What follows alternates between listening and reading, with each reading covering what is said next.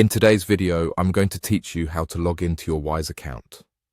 This process is straightforward, and I'll guide you through each step to ensure you can access your account with ease. First, you'll want to open your Wise app or go to the Wise website on your preferred browser. Once it's open, you'll notice the option to click on Login.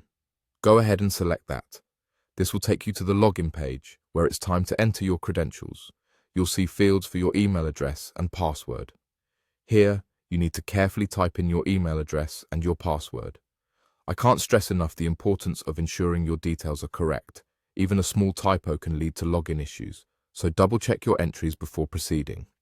If you prefer a quicker login method, Wise offers the convenience of logging in through your Google, Facebook, or Apple accounts.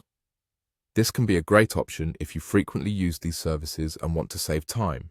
Just choose your preferred platform, follow the prompts, and you'll be able to log in without entering your email and password manually every time.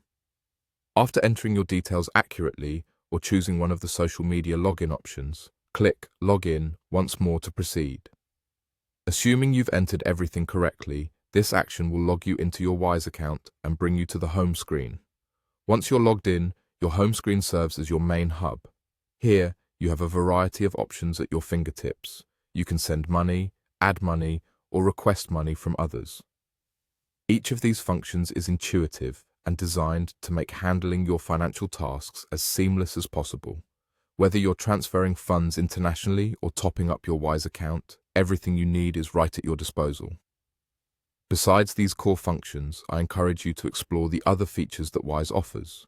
The platform has a section dedicated to cards where you can manage your Wise card if you have one. Additionally, there's a Transactions tab where you can review your previous activities, making it easier to keep track of where your money is coming from and going to.